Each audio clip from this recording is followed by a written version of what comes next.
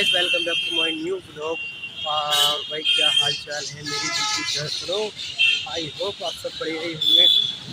तो आज मैं क्या बताऊं, कृष्णा जो है मेरा दोस्त, मुझसे पहले आ गया है यहाँ पर। तो बस में आया था और मैं जैसे टेम्पो जाना पड़ा, टेम्पो इतना जाम लगा पड़ा ना पीछे, वहाँ से पैदल आ रहा हूँ। मैं वहीं उतर गया हूँ, इससे तब तक तो पहुँच भी जाऊँगा। जब तक वहाँ से निकला, अभी तक जाम क्लियर नहीं हुआ और मैं पहुँचने वाला हूँ। जाम यार डेली लग जाता है, डेली काम हो गया जाम लगने का। तो बाकी मैं अलग रह गया वहाँ पर, मैंने सोचा अलग ही चला गया वहाँ, लेकिन अब मेरे पास उसकी बोला ही बोला कि मैं तो यहीं पर ही हूँ। चलो भाई कोई बात नहीं, हम तो पहुँचेंगे, तुम आ जाना। और इंस्टीट्यूट में जाकर मैं पहुँच कर देखता हूँ। कल तो मैम आई नहीं थी, अगर आज आई हूँ तो अच्छा है यार। ठीक है, इसको मैं पहुँचूँगा अपने इंस्टीट्यूट। तो मैंने जैसे कि मैंने बताया था नहीं आई, वो बिल्कुल नहीं आई, उनकी तबीयत खराब चल रही थी। और भाई कृष्णा यहाँ बैठे बहुत जल्दी आए, ऐसा आना घर से निकल के जैसे कहीं नहीं यहीं बैठा देंगे इसमें जाकर लो। और कल लड़ाई के बीच में ऐड, तो मुझे छोड़कर इस तरीके से आए थे कि जाते ही कुछ ना कुछ इन्हें मिल जाएगा। और उनको कुछ फ़ायदा नहीं हुआ, जल्दी आके मुझे हुआ था, बहुत लेट आ गया क्योंकि मुझे टाइम बचा है। और बाकी आज यहाँ पर कुछ लिखा हुआ लग रहा है, मैं तुमको दिखा देता हूँ, बहुत अच्छी अच्छी बातें दिखी। जो लिख रहा है इसको पढ़ लीजिए एक बार। इंसान कहता है अगर पैसा हो तो मैं कुछ करके दिखाऊँ, और पैसा कहता है कुछ करके दिखाओ तो मैं आऊँ। इसलिए मैं ब्लॉग बनाता हूँ, कुछ करके दिखा रही हूँ। Tomorrow, do not wait for tomorrow, कल का इंतजार मत करो, बिकॉज टुमारो, क्योंकि कल does not wait for you, क्योंकि कल तुम्हारा कोई इंतजार नहीं करेगा। Therefore tomorrow always come tomorrow. इसका क्या मतलब है भाई? अच्छा, कि कल जो आने वाला कल जो है वो कभी नहीं आएगा, इसका मतलब ये होगा।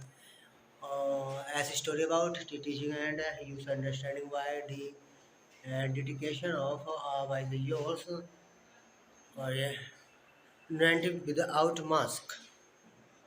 कुछ इधर भी लिखा हुआ है, सो ये सर नहीं लिखा होगा, बाकी अपने फ़ोन में व्यस्त चल रहे हैं।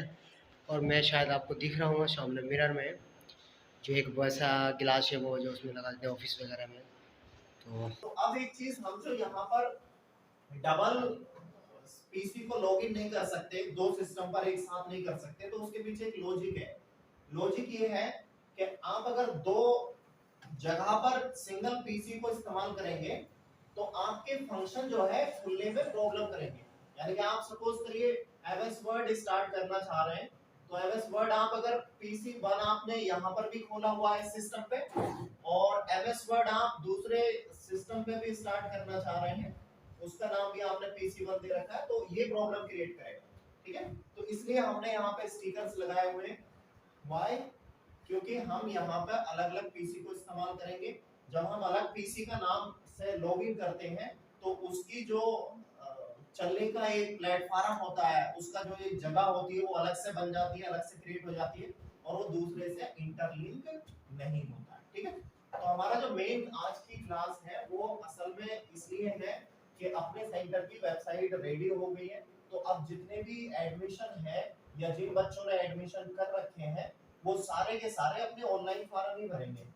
ठीक है, डिप्लोमे की फॉर्मेट भी मैं अभी आपको दिखाऊंगा। जो हमारे यहाँ से डिप्लोमा मिलेगा, अब तक एक सर्टिफिकेट मिलता था और उसमें मार्कशीट भी होती थी, मार्क्स भी होते थे उसी पे, और उसी पे फोटो वगैरह डिटेल भी होती थी। बट फ्रॉम टुडे, अब से हमारे दो आपको डॉक्यूमेंट्स मिलेंगे, एक सर्टिफिकेट अलग रहेगा और मार्कशीट आपकी अलग रहेगी।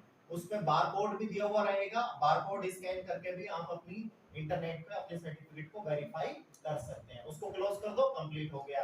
गूगल क्रोम आप भी लॉगिन कर लो, PC6 एंड ओ कर दो, लॉगिन कर लो। तो आपको सबसे पहले जितने भी स्टूडेंट हैं उनको अपनी डिटेल ऑनलाइन फिल करनी है आज, जितने भी यहाँ बैठे हुए। तो सबसे पहले हम लोग अपनी वेबसाइट को ओपन करेंगे, www.nwit.com। ये सेंटर की वेबसाइट है। दूसरा पॉइंट मैं आपको क्या बता रहा हूँ, दूसरा पॉइंट ये है कि जितना भी हम इंटरनेट का काम करते हैं, क्योंकि कंप्यूटर को बोला जाता है computer is a multipurpose device. Computer को क्या बोलते हैं? मल्टीपर्पस। तो मल्टी का मतलब होता है एक से ज्यादा, मल्टीपल का मींस क्या होता है? एक से ज्यादा। और पर्पस का मींस होता है उद्देश्य, मकसद।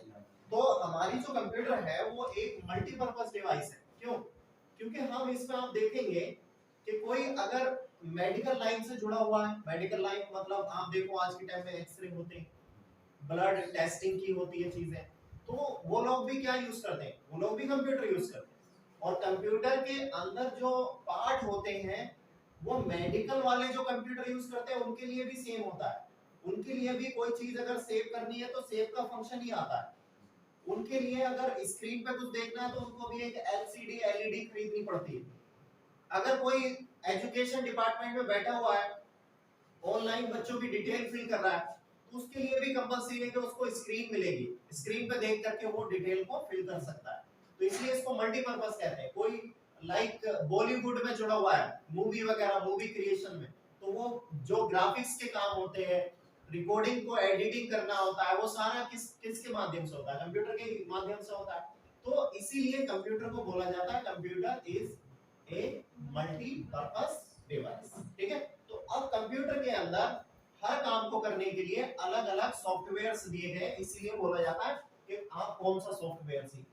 तो ये सॉफ्टवेयर अलग अलग प्रोवाइड किए जाते हैं। आप अगर लेन देन का कोई काम कर रहे हैं, हिसाब किताब का, तो उसके लिए एक अलग सॉफ्टवेयर बनाया गया है जिसका नाम क्या है, टैली, जिसको अकाउंटिंग सॉफ्टवेयर भी कह सकते हैं। आप सपोज करो कोई एप्लीकेशन टाइप करनी है, आपको कंप्लेन करनी है या छुट्टी के लिए कोई टाइप करनी है, तो आप एक अलग सॉफ्टवेयर यूज करते हैं जिसका नाम है एमएस। क्लियर है? आपसे अगर कहा जाता है कि आपको कोई फोटो वगैरह यूज करना है, एडिटिंग करनी है, फोटो बनाने हैं, तो उसके लिए आप जनरली यूज करते हैं फोटोशॉप। आपसे कहा जाता है कि आपको शादी के कार्ड्स डिजाइन करने, विजिटिंग कार्ड बनाने कुछ एडवर्टाइजमेंट की फ्लैक्सी बनानी है, पैम्पलेट्स बनाने इस तरह के, तो उसके लिए आपको सिखाया जाता है कोरल ड्रा। ठीक है, तो इसी तरीके से अगर हम अपने कंप्यूटर में इंटरनेट यूज करना चाहते हैं तो उसके लिए हमें एक अलग सॉफ्टवेयर यूज करना पड़ता है जिसका नाम होता है वेब ब्राउजर। क्या होता है? तो वेब ब्राउजर का एक छोटा सा एग्जांपल मैं दे देता हूं, गूगल क्रोम।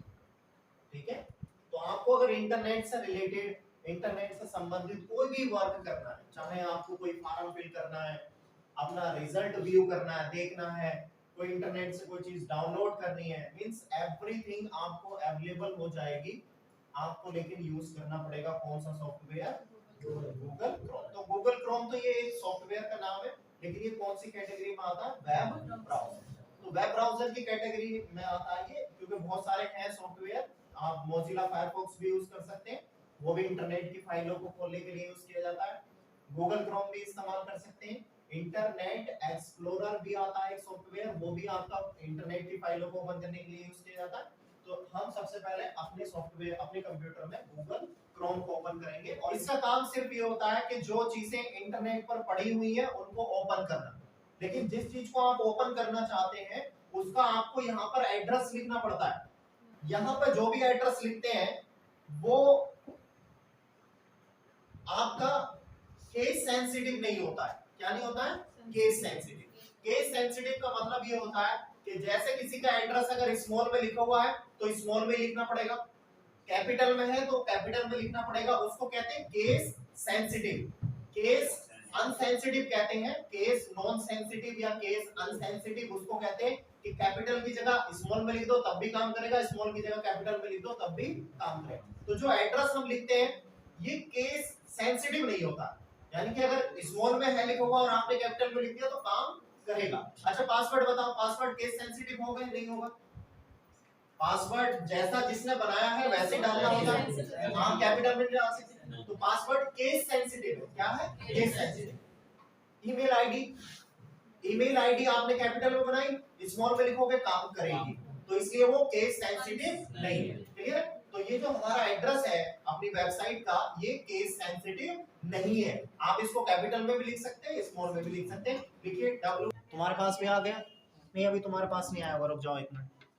तो इसी तरह से घर बैठ करके भी अपने रजिस्ट्रेशन आप कर सकते हो। इन बच्चों के रजिस्ट्रेशन संख्या मिल गई है तो वो अपना पूरा डिटेल यहाँ से चेक कर सकते हैं। स्टूडेंट पे जाएंगे, स्टूडेंट पे स्टूडेंट वेरिफिकेशन पे जाएंगे, स्टूडेंट वेरिफिकेशन पे जा करके आपको अपना डालना पड़ेगा रजिस्ट्रेशन नंबर और अपनी डेट ऑफ बर्थ, आप अपनी डिटेल चेक कर सकते हैं। जब आपका रिजल्ट डिक्लेयर हो जाएगा तो आपका रिजल्ट भी शो हो जाएगा। लेकिन अभी जिन बच्चों का रिजल्ट नहीं है डिक्लेयर हुआ उनका रिजल्ट नहीं आएगा। वीडियो आप वीडियो में जब देखेंगे तो आपको इस तरह के लेक्चर्स मिल जाएंगे। जिन लोगों को ट्रिपल सी की तैयारी करनी है उसके लिए वीडियो हमने डाली हुई है, यहाँ पर वो वीडियो लेक्चर देख सकते हैं।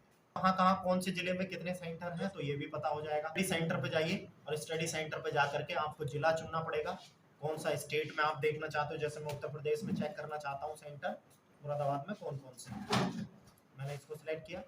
यहाँ पर मैंने मुरादाबाद सेलेक्ट कर लिया जिला और मैंने सर्च कर दिया। तो देखो अपना सिर्फ एक ही सेंटर आएगा, यहाँ फोटो भी आ रहा, अपने सेंटर का कोड ही आ रहा, new wave institute of technology, director name और एड्रेस।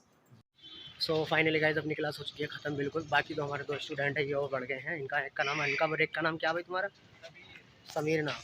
ये पास वाले गाँव से ही आते हैं हमारे। और हमारे साथ कृष्णा, बाकी अनस रहा, वो आ जाएगा बस में बैठकर। वो हमारे लिए सीट घेरने के लिए गया है बस में। जैसे ही वो आएगा हमें सीट बिल्कुल मिलेगी भाई। जिधर धूप आती है उससे दूसरे साइड, ठंड वाली साइड वो मिलने वाली है वो। और बाकी पहुंचकर घर जाकर देखते हैं क्या क्या होता है, वरना मैं ही रोक दूँ वीडियो को।